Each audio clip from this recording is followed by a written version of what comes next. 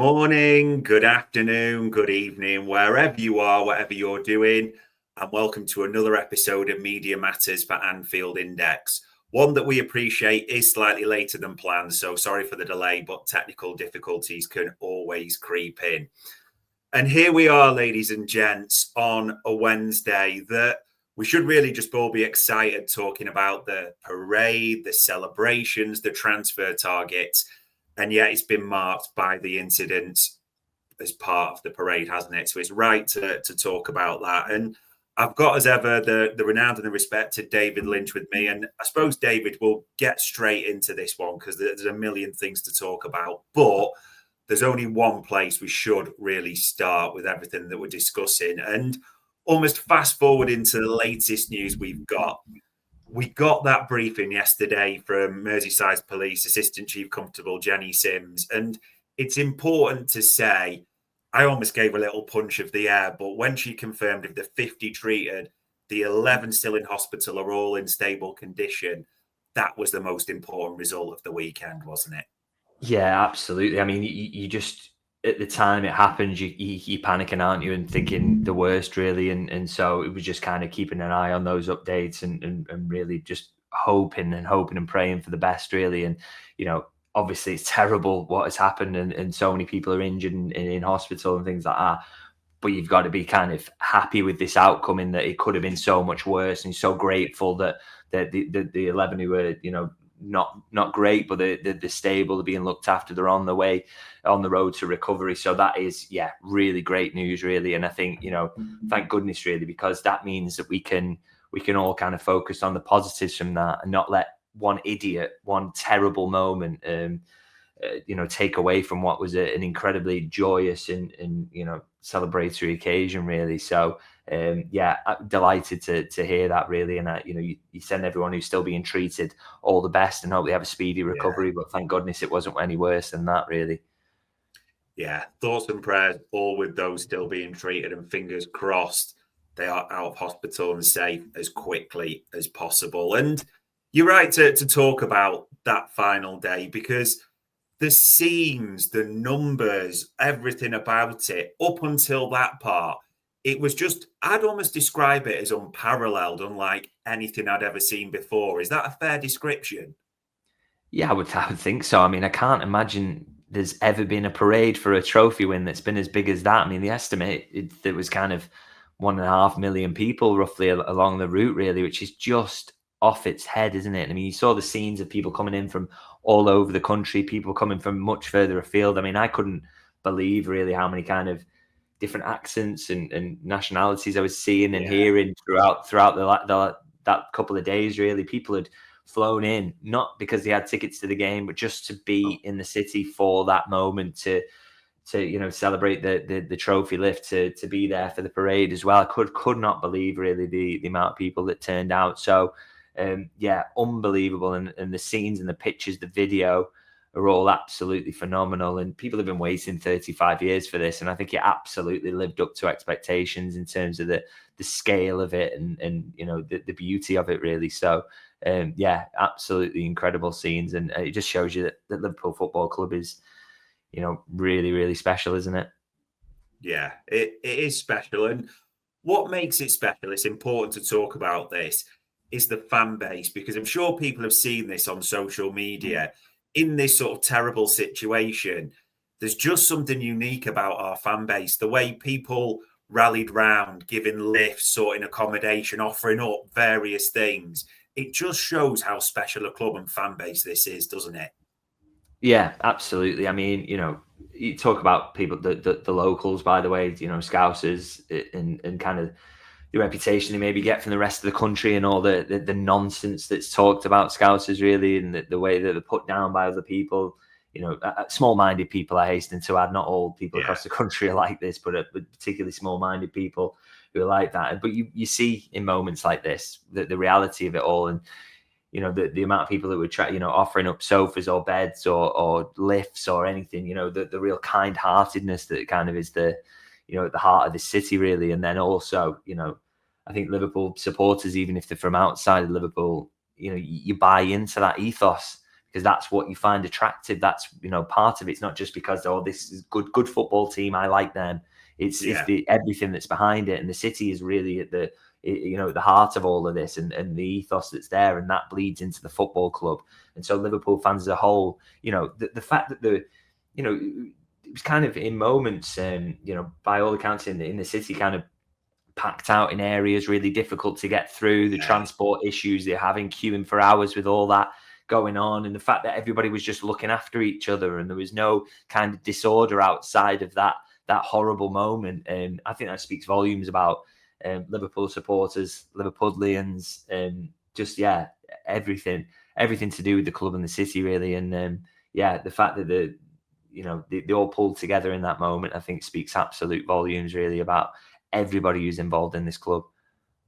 Yeah, absolutely. And it felt right as well that Arne Slot, Jurgen Klopp, everything was postponed, and the full focus is on these. So all thoughts and prayers still with those 11. And I mean, going back, we almost forgot about this a little bit, but there was actually one final game to punctuate the season and put a full stop on it. A 1-1 draw at Crystal Palace, or at Anfield against Crystal Palace, with 10 men by all accounts. It was an interesting game, wasn't it? It's fair to say, this one.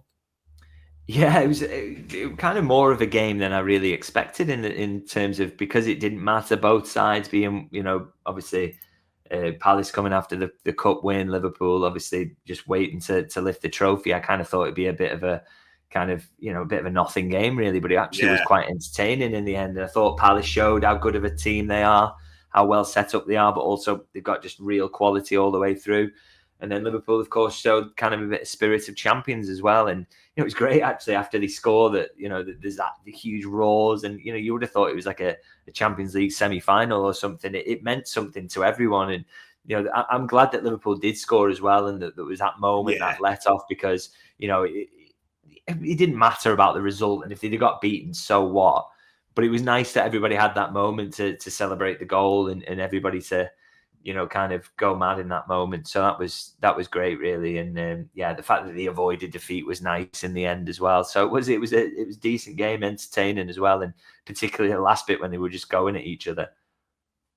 The weirdest thing was, I mean, there was life to it, but after Ryan Gravenberch gets sent off there in the 68th minute, Arne Slot and Liverpool just went for it, wasn't it? It was a case of get every attacker on the pitch possible, but everyone, despite it being the final bit before the ceremony, all players were chasing down, working hard. They deserve that equaliser as well. Yeah, and to be honest, to the point you kind of forgot that Liverpool were down to 10 men at that point. I mean, it kind of they were playing really well in that moment. They coped with that really well. And again, it's down to Arne Slot, isn't it, in the way that he tweaks things. And we saw it against Fulham earlier in the season. He's very, very good at accounting for that loss of an extra man, finding where you can make, can kind of cancel that out and push on with that. So I thought they did a really good job of that, and just kept throwing on attackers as well. So that made it really entertaining, made it really end to end, and was a big part of Liverpool getting the goal in the end. So it was it was really, really fun to watch. And for the goal, it felt right that the man on screen, Mo Salah, got it. I mean, you just look at that picture. For those that can't see it, Players Player of the Year, Football Writers Player of the Year, Golden Boot, Playmaker Award. I mean, equals, doesn't he, the record of goal contributions in a season, but based on 38 against Alan Shearer and others 42. It was right that he equaled it, wasn't it? Yeah, absolutely. I mean, to be honest, he's out on his own there, isn't he? Because as you say, that's a 38 game season against a 42, really. So he's the outright probably best Premier League season there's ever been for an individual. So, it's as simple as that for me, really. You can't really put those or compare those two records. Salah is out on his own, and it's just as good an individual season as you're ever going to see. Top goal scorer, top playmaker, wins the Premier League title. It doesn't really get much better than that. So, it's just genuinely as good as it gets, and I'm glad he got the goal in the end to kind of match them in that regard, because that is essentially surpassing them. So, what a marvelous season it's been for him. Just absolutely out on his own compared to anyone else. And another player that it's interesting to talk about, Trent AlexanderArnold came on at half-time. I don't know if that was by design or anything with Conor Bradley, but he got I think it's fair to say, a positive reaction, and at the end as well.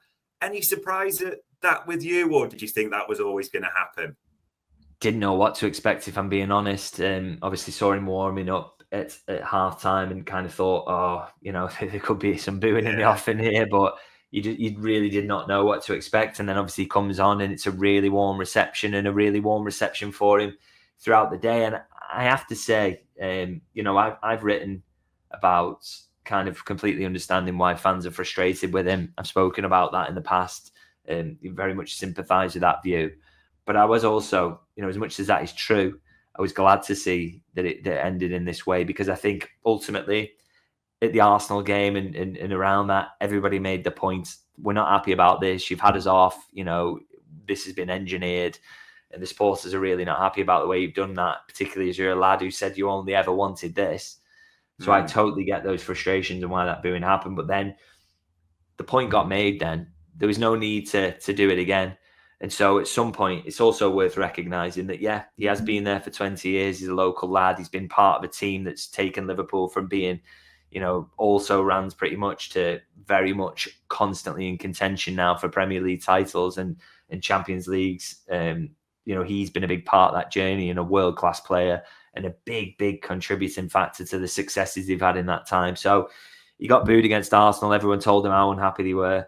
And he also got cheered in the game against Crystal Palace, and everyone told him how great he's been as well. And I kind of like that balance personally. I know not everyone will agree with that, but I think it was nice that in the end there was some balance. And do you know what? At the end of the day, even if you dislike him and you totally think he's this, that, and the other, why would you ever let him ruin that day? Or you don't want to spend the day that Liverpool fans have been dreaming of for 35 years booing anyone. What's the point? So just kind of kill him with kindness, and that's the best way to sign it off, really, in my opinion, anyway. Yeah, it is interesting. The chat panel is full of mixed opinions on this, let's put it that way. But it is done now. And probably the final thing about the day, it's important to say, there was some great moments, wasn't there? The songs in front of the crowd, which we'll talk about at the end, the cop. But this one on screen, Alan Hansen and Virgil van Dijk together. I mean, the whole lift, the celebration, the way it was done was just brilliant, wasn't it? Yeah, absolutely phenomenal, really. I mean, what was great about it as well is I spoke to some people at the club kind of about this, is that they were very eager to get the trophy lifted as quickly as possible after the game. They didn't want to hang around, and you've seen in the past he maybe misjudged some of these situations and maybe taken a little bit long with the presentations and all these sorts of things that go on. And they were all about speed and getting it done this time, because people don't want to hang around as much as they want to see this, and they want this moment. It's the trophy lift's what it's all about. So get to that, and then the way they judged it as well. In terms of it being Alan Hansen. I mean, Virgil van Dijk told us after in the mix zone that was actually his idea, which he wasn't bragging about it. We kind of he got asked about whose idea it was, and he said, yeah. And that was absolutely amazing for me, because I just don't think I thought when it came out that it was going to be Alan Hansen, I was like, wow, what an amazing decision someone at the club's made there. Someone who absolutely gets, the beauty of that, him being the last title-winning captain and being a centre half, what he's been through recently, the fact he's absolutely loved as a class act by Liverpool fans. Yeah. I thought, what a decision. And then the fact it was Van Dijk who did it just absolutely blew me away, really. I mean, this is a guy, you talk about players getting a club. I mean, goodness me, the fact he decided it should be Alan Hansen is just, I think it speaks volumes about how much he gets it and loves and understands this club, Van Dijk. And then to see them there together was just perfect. And look at the way Van Dijk looks at him, the admiration he's got for him. And I mean, rightly so. And I think every Liverpool fan looks at Alan Hansen like that. It was just perfect. I thought they judged it absolutely spot on, really. It was magnificent. And yeah, what a joy to be there and witness it. Yeah, it was a special day. It's been a special season. There'll be many things we'll be talking about for a long time to come.